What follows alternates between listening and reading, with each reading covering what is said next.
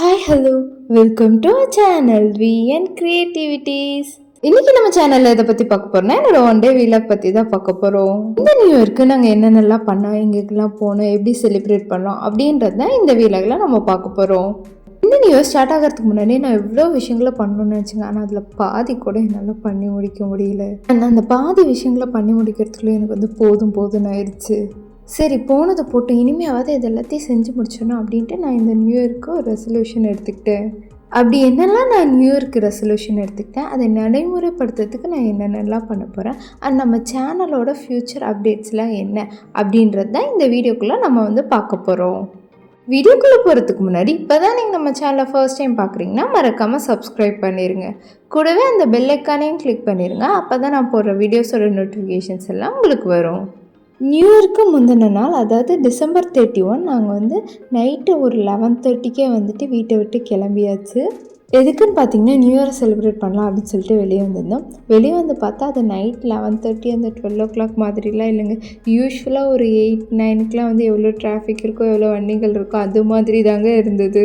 சரி 11:30 தான் ஆகுது, எங்கே போகலாம் அப்படின்னு சொல்லிட்டு யோசிச்சுட்டு இருக்கும்போது, சரி ஒரு டீ இல்லை காஃபி குடிச்சிடலாம் அப்படின்னு சொல்லிட்டு கருப்பட்டி காஃபி கடைக்கு போயிட்டு நான் காஃபியும் என் ஹஸ்பண்ட் டீயை வாங்கி குடிச்சாச்சு. சரி அதுக்கப்புறம் கோயிலுக்கு போகலாம் அப்படின்னு சொல்லிட்டு வெளியே போனால் ஒரே மழைங்க. என்னடா இது ஆரம்பமே இப்படி தடங்களாக இருக்கே அப்படின்னு சொல்லிட்டு யோசித்தேன். அப்போ தான் என் ஹஸ்பண்ட் சொன்னார், அங்கே பாரு அந்த லைட்டில் அந்த மலத்தில் எவ்வளோ அழகாக தெரியுது அப்படின்ட்டு. அப்புறம் தான் நம்ம யோசித்தேன், ஆரம்பம் தடங்களால் எவ்வளோ ஒரு அழகான காட்சியோடு ஆரம்பிச்சிருக்கு அப்படின்னு சொல்லிட்டு நான் நினச்சேன். நாங்கள் பார்த்துட்டு இருக்கும்போதே சுற்றி நிறைய பேர் பட்டாசு வெடித்தாங்க. அதெல்லாம் பார்க்கவும் அழகாக இருந்தது, கண்ணுக்கு ரொம்ப குளிர்ச்சியாகவும் இருந்தது. ஒரே விஷயந்தான், அது 2 விதமான கண்ணோட்டத்தில் பார்க்கும்போது 2 வேறு வேறு விளைவுகளை நம்ம மனசில் கொடுக்குது பாருங்கள். இது அழகாக இருக்குது அப்படின்னு அவர் சொல்லாமல் விட்டுருந்தா நினச்சேன், இந்த மழை வேற நம்ம கோயிலுக்கு போக விடாமல் இப்படி தடுத்துருச்சு அப்படின்னு சொல்லி நான் ஃபீல் பண்ணியிருந்திருப்பேன். ஆனால் இப்போச்சே அந்த மழை எவ்வளோ அழகாக இருக்குது, அந்த மலைத்துளிகள்லாம் எவ்வளோ அழகாக இருக்குது, அங்கங்கே பட்டாசு வேறு வெடிக்குது, பார்க்கவே சூப்பராக இருக்குன்ட்டு ஒரு ஹாப்பி மூடுக்கு மாறியாச்சு. லைஃபும் இப்படி தான் போல். அதுக்கப்புறம் கிளம்பி போய் பெருமாள் கோயிலில் நல்லா மனசார சாமி கும்பிட்டாச்சு. வருஷம் முதல்ல எனக்கு பெருமாள் கோயிலில் ஸ்டார்ட் ஆனது ரொம்ப ரொம்ப திருப்தியாக இருந்ததுங்க. வைகுண்ட ஏகாதேசிக்காக செஞ்ச சிறப்பு அலங்காரம்லாம் அப்படியே இருந்தனால இன்னும் ஒரு எக்ஸ்ட்ரா சந்தோஷம் கிடைச்சிது. அதுக்கப்புறம் படுத்து காலையில் கொஞ்சம் லேட்டாக எழுந்தாச்சு. எழுந்ததுமே என் கார்டனுக்கு போயிட்டேன். வருஷம் முதல் நாள் கண்டிப்பாக என் கார்டனில் தான் முழிக்கணும்னு நாங்கள் ஒரு 2 நிமிஷம் டைம் ஸ்பெண்ட் பண்ணி அதுக்கப்புறம் மடமடன்னு எல்லா வேலையும் முடிச்சாச்சு. பிரேக்ஃபாஸ்ட் பார்த்தீங்கன்னா இட்லி, தக்காளி சாம்பார் அண்ட் தேங்காய் சட்னி வச்சுருந்தேன். அவங்களுக்குலாம் சாப்பிட கொடுத்துட்டு நானும் அம்மாவும் மட்டும் காஃபி மட்டும் குடிச்சிட்டு கிளம்பிடலாம் கோயிலுக்கு அப்படின்னு சொல்லி கிளம்பியாச்சு. அப்புறம் பார்த்திங்கன்னா ஊர்லேருந்து அம்மா அப்பா வந்திருந்தாங்க. அதனால தான் பாப்பாவை விட்டுட்டு நானும் என் ஹஸ்பண்டும் ரைடே போக முடிஞ்சது. சரி காலையில் அவங்கள கூட்டிகிட்டு கோயிலுக்கு போயிடலாம் அப்படின்னு சொல்லிட்டு கோயிலுக்கு போயிருந்தோம். இங்கே எங்கள் வீட்டு பக்கத்தில் ஒரு அம்மன் கோயில் இருக்குதுங்க. அதுக்கு நாங்கள் அடிக்கடி போவோம். அதே கோயிலுக்கு தான் இன்றைக்கி போயிருந்தோம். அங்கே அம்மன் அவ்வளோ சூப்பராக இருக்கும்.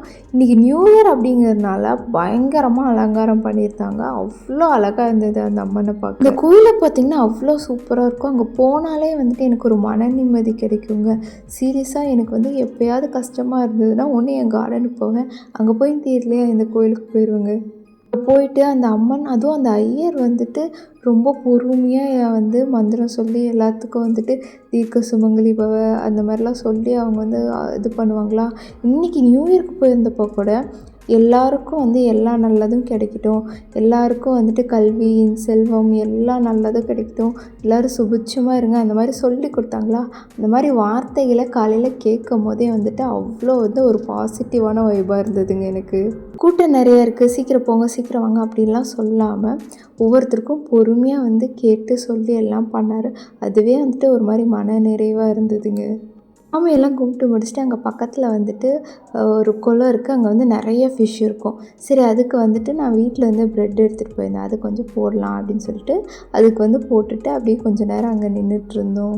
என்ன வேணால் சொல்லுங்கள், இந்த கோயிலில் கிடைக்கிற மன நிம்மதி நம்ம வேறு எங்கே போனாலும் கிடைக்காது. நம்ம எங்கேயாவது ட்ரிப்புக்கு போனாலும் சரி, இல்லை இந்த மாதிரி நியூ இயர் அன்றைக்கி நைட்டு வெளியே போகிறது சுற்றுறது, இங்கே எங்கேயுமே கிடைக்காத ஒரு மன நிம்மதி எனக்கு கோவிலுக்கு போனால் கிடைக்கும். எனக்கு மட்டும் தான் அப்படி ஃபீல் ஆகுதா இல்லை உங்கள் யாருக்காவது அப்படி ஃபீல் ஆகுது வருதா அப்படின்றத எனக்கு கமெண்ட்டில் சொல்லுங்கள். இன்னொரு விஷயம் முக்கியமாக இந்த கோயிலுக்கு போகிறது வந்துட்டு இந்த ஃபிஷ்ஷுக்களை வந்து ஃபீட் பண்ணுறதுக்கு தாங்க. நம்மளால் ஒரு 4 பேர்த்துக்கு அன்னதானம் போட முடியும்னாலும் இந்த மாதிரி வந்து ஃபிஷ்ஷு இல்லை டாகு இந்த மாதிரி எதுக்காவது வந்துட்டு நம்ம வந்து சாப்பாடு கொடுத்தா அது வந்து ஒரு அன்னதானம் மாதிரி தானே. அதனால் நான் இதுக்கு போயிட்டு ஃபீட் பண்ணுவேன் எப்போவும். இன்றைக்கி வந்து என்னை வந்து என் பொண்ணு போடவே இல்லை, நான் தான் போடுவேன், நான் தான் ஃபிஷ்ஷுக்கு போடுவேன் அப்படின்னு சொல்லிட்டு அவள் தான் வந்துட்டு பிச்சு பிச்சு போட்டுட்டு இருந்தா. சரி என்னமோ பண்ணுன்னு அவள் கையில் கொடுத்துட்டு நாங்கள் பக்கத்தில் நின்றுட்டோம். அவள் குளத்துலேருந்து கொஞ்சம் எட்டி எட்டி போடும்போது பயமாக தான் இருந்தது, இருந்தாலும் நாங்கள் பக்கத்தில் இருந்து பார்த்துக்கிட்டோம். அண்ட் இன்னொரு விஷயம், நல்ல விஷயங்கள் வந்து குழந்தைகள் பண்ணும்போது அவங்கள வந்து அப்ரிஷியேட் பண்ணணும். அதனால வந்துட்டு சரி நீயே போடு அப்படின்னு நான் விட்டுட்டேன். அண்ட் இன்றைக்கி வந்து அம்மா அப்பாவும் கூட வந்திருந்தனால எனக்கு வந்து இந்த நியூ இயர் வந்து ரொம்ப சூப்பராகவே ஆரம்பித்த மாதிரி இருந்ததுங்க. என்னோடய பெருமாளை வந்து பார்த்தாச்சு, தடங்கள் ஆச்சு, இருந்தாலும் நான் வந்து என் பெருமாளை பார்த்தாச்சு நைட்டு 12 மணிக்கு. அண்ட் காலையிலே வந்துட்டு கோயிலுக்கு வந்துட்டு இந்த மாதிரி ஃபிஷ்ஷுக்கெல்லாம் ஃபீட் பண்ணி அலங்காரத்தோடு இருந்த அம்மனை பார்த்தாச்சு. ரொம்பவே மனநிறைவாக இருந்ததுங்க எனக்கு. அண்ட் அம்மாவுக்கும் வந்து கோயிலுக்கு வர்றது, சாமி கும்பிட்றது இதெல்லாம் ரொம்ப பிடிக்கும். அவங்களும் வந்து இந்த மாதிரி அம்மனை வந்து நல்ல அலங்காரத்தோடு பார்த்து நல்ல வார்த்தைகளை காலையில் கேட்குறது இருக்கு இல்லையா, அந்த மாதிரி நல்ல வார்த்தைகளை கேட்டு இந்த வருஷத்தை வந்து ஆரம்பித்தது அம்மா அப்பாவுக்குமே வந்துட்டு ரொம்பவே வந்து சந்தோஷமாக இருந்தது. ஒரு பொண்ணாக எனக்கு வந்து அவங்களுக்கு இந்த சந்தோஷத்தை கொடுத்ததுல மனநிறைவாக இருந்ததுங்க. அம்மா அப்பா நமக்காக நிறைய செஞ்சுருக்காங்க. நம்ம திருப்பி எதுவும் பெருசாக செய்யலைனாலும் இந்த மாதிரி சின்ன சின்ன சந்தோஷங்களுக்கு அவங்களுக்கு கொடுத்தாலே அவங்க வந்து ரொம்ப ஹாப்பியாக இருப்பாங்கன்னு நினைக்கிறேன். என்னோடய நியூ இயர் ரெசல்யூஷனில் ஒன்று நிறைவேறிச்சுங்க. அவங்கள வந்து ஹாப்பியாக வச்சுக்கணும் அப்படின்னு நான் நினச்சேன். அது வந்து நடந்துருச்சு. இந்த இயர் ஆரம்பிக்கிறதுக்குள்ளேயே நான் வந்துட்டு இன்னொரு சேனல் ஒன்று ஆரம்பிக்கணும் அப்படின்னு சொல்லி நான் வந்து நினச்சிட்டு இருந்தேன். பட் என்னால் அது முடியல. இந்த ஒரு சேனலே என்னால் மேனேஜ் பண்ண முடியல. நான் இன்னொரு சேனல் ஆக்சுவலாக என்னோடய பொண்ணு ரொம்ப குட்டியாக இருந்தப்போ அவளுக்காக செய்கிற அந்த ஃபுட்டெல்லாம் இருக்கு இல்லையா, பேபி ஃபுட், அதெல்லாம் வந்து செஞ்சு வச்சு நான் வீடியோவை எடுத்து பத்திரமா வச்சுருக்கேன். அதை வந்து தனியாக ஒரு சேனலாக வந்து ஆரம்பிக்கணும் அப்படின்ட்டு நான் 2 வருஷமாக ட்ரை பண்ணிகிட்ருக்கேன். இன்னும் என்னால் அது வந்து ஆரம்பிக்க முடியல. இந்த வருஷமாவது அதை செஞ்சிடணும் அப்படின்னு சொல்லி நான் வந்து ரெசல்யூஷன் எடுத்துக்கிட்டேன். பார்க்கலாம் இந்த வருஷமாவது என்னால் அதை செய்ய முடியுதா அப்படின்ட்டு. அண்ட் மெயினாக இந்த விஷயத்துலையாவது எனக்கான ஹெல்த்தை நான் பார்த்துக்கணும் அப்படின்னு நான் நினச்சிருக்கேன். ஆனால் இது நடக்கவே நடக்காதுன்னு எனக்கு தெரியும். இருந்தாலும் ஒரு ரெசல்யூஷன் எடுத்து பார்ப்போமேன்னு எடுத்தாச்சு. கோயிலில் சாமியெல்லாம் கும்பிட்டு நாங்கள் பிரசாதம் கொடுத்தாங்க, அதெல்லாம் சாப்பிட்டு வீட்டுக்கு வந்தாச்சு.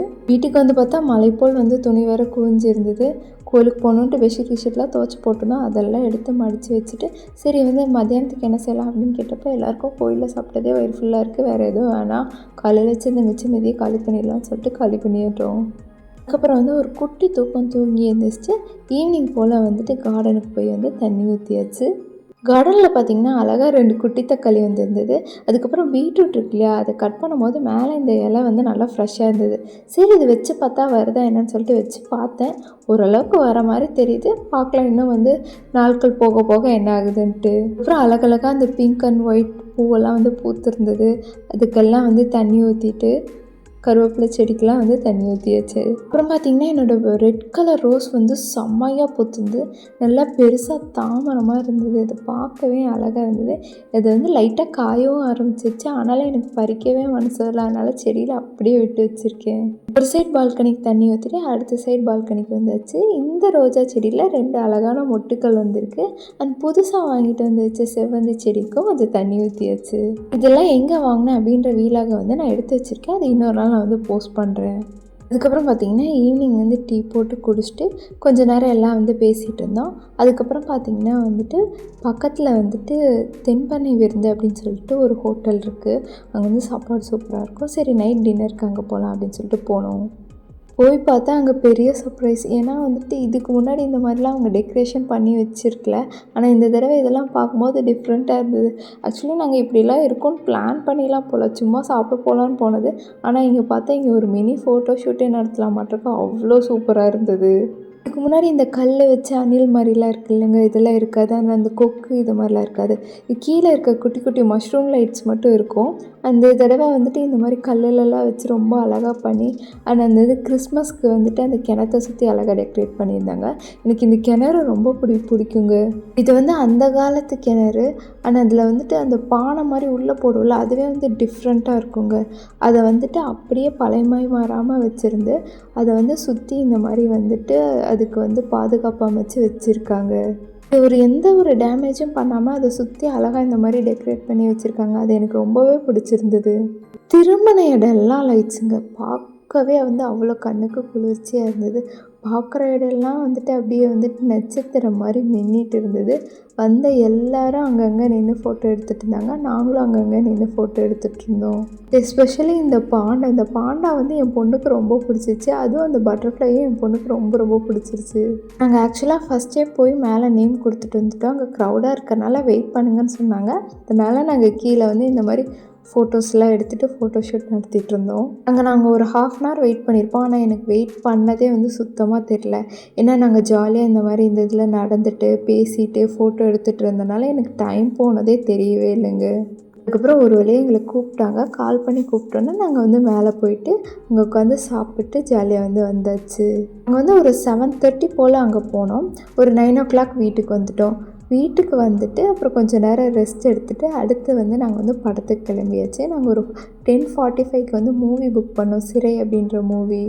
நான் எந்த ஒரு ஐடியாவுமே அந்த மூவி பற்றி இல்லாமல் தான் போனேன். அப்படி ஒரு மூவி வந்திருக்குன்னே என் ஹஸ்பண்ட் சொல்லி தான் எனக்கு தெரியும்.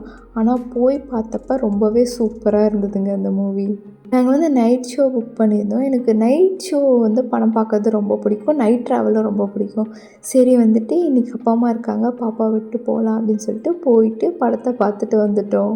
படம் ரொம்பவே சூப்பராக இருந்ததுங்க. ஒரு நார்மலான ஸ்டோரியை ரொம்ப டிஃப்ரெண்ட்டாக அண்ட் ரொம்ப என்கேஜ்டாக எடுத்திருந்தாங்க. நம்ம படத்தோடு என்கேஜாகவே இருந்தோம். இதில் முக்கியமான விஷயம் என்னென்னா படத்தில் நிறைய 90s திங்ஸ் இருந்தது. அது 90s பீரியடில் நடந்த மூவி அப்படின்றனால நம்ம 90ஸில் என்னென்ன பண்ணமோ அந்த மாதிரி இது, அப்புறம் 90ஸில் நம்ம பார்த்த நிறைய திங்ஸ் அதெல்லாம் இந்த படத்தில் இருந்தது. அது ரொம்பவே இந்த படத்தோடு நம்மளை ஒன்றி போக வச்சுருந்தது. சிலதெல்லாம் இதெல்லாம் நம்ம சின்ன வயசில் இது ரொம்ப இதாக பார்த்தோம்ல அப்படின்ற மாதிரி இருக்கும். இந்த டெக் எடுத்து படம் போடுறதா இருக்கட்டும், ஆனால் பஸ்ஸில் இந்த கியர் மாத்திர சீனாக இருக்கட்டும், இதெல்லாமே 90s காலகட்டத்தை எனக்கு ஞாபகப்படுத்துச்சு. நீங்கள் யாராவது இந்த படத்தை பார்த்துருந்தா உங்களுக்கு எப்படி ஃபீல் ஆச்சு அப்படின்றத எனக்கு கமெண்ட்டில் சொல்லுங்கள். சீரியஸாக ஒர்த் டு வாட்ச்ன்னு தான் சொல்லுவேன். ஒரு மாதிரி பாசிட்டிவ் வைப்ஸை இது எனக்கு கொடுத்துச்சு. எனக்கு அப்படி ஃபீல் ஆச்சு. நீங்கள் யாராவது பார்த்துருந்தீங்கன்னா உங்களுக்கு எப்படி ஃபீல் ஆச்சு அப்படின்றத எனக்கு கமெண்ட்டில் சொல்லுங்கள். படத்தை பார்த்துட்டு நல்லா ஜாலியாக என்ஜாய் பண்ணிட்டு வீட்டுக்கு படுத்து தூங்கியாச்சு. இந்த நியூ இயர் என்ன தான் டிசப்பாயின்மெண்ட்டோடு ஸ்டார்ட் ஆனாலும் நான் பார்க்குற கண்ணோட்டத்தை மாற்றினால ரொம்பவே ஜாலியாகவும் ஹாப்பியாகவும் என்ஜாய்மெண்ட்டோடையும் முடிஞ்சுது. எனக்கு இந்த நாள் இப்படி தான் போச்சு. உங்களுக்கு எப்படி போச்சு அப்படின்றத எனக்கு கமெண்ட்டில் சொல்லுங்கள். இந்த வீடியோ பிடிச்சிருந்தனா லைக் பண்ணுங்கள், ஷேர் பண்ணுங்கள், கமெண்ட் பண்ணுங்கள், மறக்காமல் சப்ஸ்கிரைப் பண்ணிடுங்க. தேங்க்யூ ஃபார் வாட்சிங். பை.